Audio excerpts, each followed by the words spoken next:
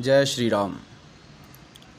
जब भगवान शंकर की बारात हिमालय प्रदेश में पहुंची, तब ब्रह्मा जी ने देखा कि नगर की शोभा देखकर ब्रह्मा जी की रचना छोटी जान पड़ी। वन, बाग, कुएं, तालाब, नदी, इनकी शोभा कौन कह सके।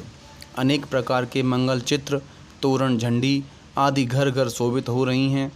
स्त्री पुरुष ऐसे सुंदर हैं कि जिनकी छवि देखकर मुनियों के मन मोहित हो जाते हैं। जहाँ जगत माता ने अवतार लिया है, सो पूर्व वर्णन नहीं हो सकता। कारण कि वहाँ रिद्धि सिद्धि अनेक प्रकार की संपत्ति नित नई बढ़ती हैं। नगर के धोरे जब बारात आई, नगर में खलबली पड़ गई और शोभा बढ़ी। बनाव करके अपने अपने वाहन सजाकर आदर से अगवानी करने चले।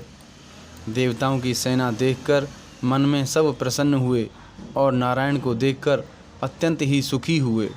परंतु जब शिवजी के समाज को देखने लगे तो वे डरकर सारे वाहन भागने लगे।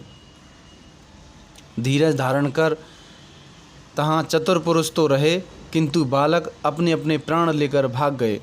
घर गए तो माता पिता पूछने लगे तो डर से कांपते हुए बोले, क्या कहें, कुछ कहा नहीं जाता। यह यम की धार है या बारात है। बावला दूल्हा है, बैल पर चढ़कर आया है और सर्प कपाल धारण किए, विभूति लपेटे, बस यही गहने हैं। शरीर में विभूति, सर्प कपाल, यही भूषण धारण किए, शरीर नंगा, जटाधारी, भयावनी सूरत, संग में भूत प्रेत, पिशाच, योगिनी, बड़े टेढ़े मुख के राक्षस हैं। जो इस बारात को देखकर जीता रहे उसका बड़ा पुण्य है और वही पार्वती का विवाह देखेगा। ऐसी बात बालकों ने घर घर जाकर कही। शिवजी का समाज स्मरण कर बालकों के माता पिता हंसे। बालकों को अनेक प्रकार से समझाया कि घर के डर छोड़ दो, डरने की कुछ बात नहीं है। अगवानी बारात को लेकर आए और सबको जनवासा सुंदर दिया। मैना ने सुंदर आरती संवारी, संग में स्त्रियां सुंदर मंगल गाने लगीं। सोने का थार हाथ में शोभित है। रानियां प्रसन्न होकर आरती करने चलीं। भयंकर भेष जब शिवजी का देखा तो स्त्रियों के मन में बड़ा भय हुआ। भागकर घर में बड़े दुख से बैठ गईं और शिवजी जहाँ जनवासा था तहाँ गए। मैना के चित्त में बड़ा दुख हुआ और पार्वती को बुला लिया। बड़े ही प्रेम से पास में बैठाकर कमल के नेत्रों में जल भरकर कहा, जिस विधाता ने तुमको ऐसा रूप दिया, उस मूर्ख ने वर को कैसा बावला कर दिया। विधाता ने बावला वर क्यों कर दिया? जिसने तुम्हें ऐसी सुंदरता दी, सो फल कल्प वृक्ष में लगना चाहिए, सो बरवस बबूर में लगेगा क्या? बेटी, तुम्हारे संग पहाड़ से गिर पड़ूंगी, अग्नि में जल जाऊंगी, समुद्र में कूद पड़ूंगी। चाहे घर जाता रहे, जग में अपयश होए, मैं जीते जी विवाह नहीं करूंगी। मैना को दुखी देखकर सब स्त्री दुखित हुईं और पुत्री के स्नेह से विलाप करके मैना रोती हुई कहने लगी, मैंने नारद का क्या बिगाड़ा जिसने मेरा बसा घर उजाड़ दिया। ऐसा उपदेश जिसने पार्वती को दिया, जो बावले वर के कारण तब किया। सच ही उनके मोह और माया नहीं है, कारण कि उदासीन रहते हैं। धन, स्थान, स्त्री तो है ही नहीं। पराए घर के बिगाड़ने वाले, उन्हें कुछ लाज भय तो है ही नहीं। बांझ स्त्री बालक उत्पन्न होने की पीर को क्या जाने। पार्वती माता को व्याकुल देखकर ज्ञान युक्त कोमल वाणी बोली, ऐसा विचार कर माता सोच मत करो, जो विधाता रचता है सो नहीं टलता। जो हमारे कर्म में बावला स्वामी लिखा है तो फिर किसी को क्यों दोष देती हो। मैया, क्या तुमसे विधाता के लिखे अंक मिट जाएंगे?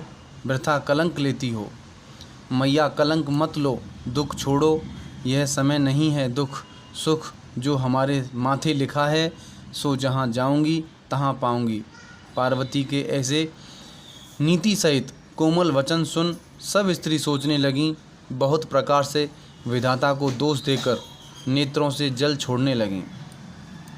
उसी समय नारद जी अन्यान्य सप्तऋषि सहित यह समाचार सुनकर तुरंत हिमालय के घर आए। तब नारद जी ने सबको समझाया और पहली कथा का प्रसंग सुनाया। मैना, हमारी सच्ची बात सुनो, यह तुम्हारी कन्या जगत माता और शिवजी की ही स्त्री है। जन्म रहित, अनादि, शक्ति, अविनाशी है और सदा शिवजी के आदि अंग में निवास करने वाली है। जगत को उत्पन्न, पालन, नाश करने वाली, अपनी इच्छा और लीला से शरीर धारण करने वाली है। पहले दक्ष के घर जन्म लिया था, तब सुंदर शरीर और सती नाम था। तहाँ भी सती शिवजी को ही ब्याई गई। यह कथा सब जगत में प्रसिद्ध है। नारद जी के वचन सुनकर सबका दुख मिट गया और थोड़ी ही देर में यह समाचार नगर में घर घर व्याप गया। तब मैना तथा हिमावन प्रसन्न हुए और बारंबार पार्वती के चरणों को नमस्कार किया। पुरुष, बालक, चतुर नगर के लोग सब हर्षित हुए। नगर में मंगल गान होने लगे। सबने सोने के कलश सजाए। अनेक भांति से ज्योनार हुई, जैसा कुछ सूप शास्त्र का व्यवहार था। रसोई बनाने के शास्त्र को सूप शास्त्र कहते हैं। यह जेवनार कैसे बखाना जाए। जिस घर में माता भवानी वास करती हैं, हिमालय ने आदर से सब बारातियों को बुलाया। विष्णु, विरंची और देवताओं की गंधर्वादि सब जाति पांति की भांति लोग जमीन में बैठे और चतुर रसोइये परोसने लगे। स्त्रियां देवताओं को जी माता जानकर कोमल वाणी से गारी देने लगीं। गारी मीठे सुर से सुंदरी देती हैं और हंसी के वचन सुनाती हैं। इसी कारण देवता विलंब से भोजन करते हैं। उनको सुनकर आनंद प्राप्त करते हैं, जो आनंद जीवने में बड़ा 100 करोड़ मुख से भी नहीं कहा जा सकता।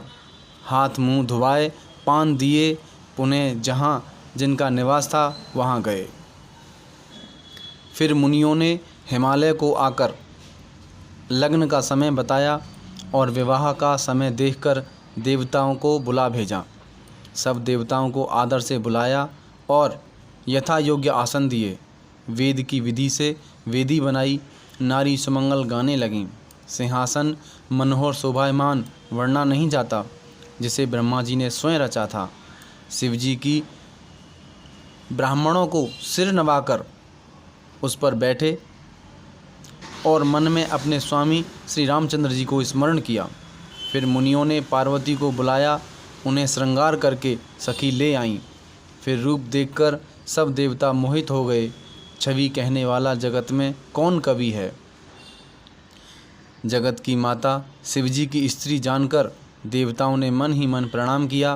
पार्वती सुंदरता की मर्यादा है, करोड़ वदन मुख से बखानी नहीं जाती, अनेक मुखों से भी वर्णी नहीं जाती। ऐसी जगत माता की अपार शोभा है, जिस शोभा को कहते शेष जी, वेद, सरस्वती आदि सकुचाते हैं। उसको मंदमती तुलसीदास कहते हैं। छवि की भंडार माता भवानी बीच मंडप में जहाँ शिवजी थे गईं। सकुच के मारे ऊपर को नहीं देख सकती। पति के चरण कमल में मन मधुकर भौरा हो रहा है। मुनि की आज्ञा से गणेश जी का शिव पार्वती जी ने पूजन किया। यह सुनकर कोई शंका नहीं करे कि गणेश जी शिव जी के पुत्र हैं। देवता अनादिकाल से चले आते हैं। यथा जैसे राम अनादिकाल से हैं, ऐसे ही गणेश जी अनादिकाल से चले आते हैं। अथवा गण संख्याने धातु से गण शब्द, उसके पति गणपति जो संसार के सब पदार्थों की संख्या को जानता है, वह ईश्वर ही गणपति है। उसका पूजन किया। अथवा गणपति एक पदवी है जो शिव के अनुचरों को प्राप्त है। जैसी विवाह की विधि वेदों में कही है, सो महामुनियों ने सब करवाई। हिमालय ने कुश और कन्या का हाथ पकड़कर शिवजी को सौंप दिया। सदैव काल से शिवजी को सनातन शक्ति जानकर सब शिवजी ने पाणी ग्रहण किया। तब सब देवता मन में प्रसन्न हुए। मुनिगण वेद मंत्र उच्चारण करते हैं। देवता शिवजी को जय जय जय कहते हैं। अनेक प्रकार के बाजे बजते हैं। आकाश से भांति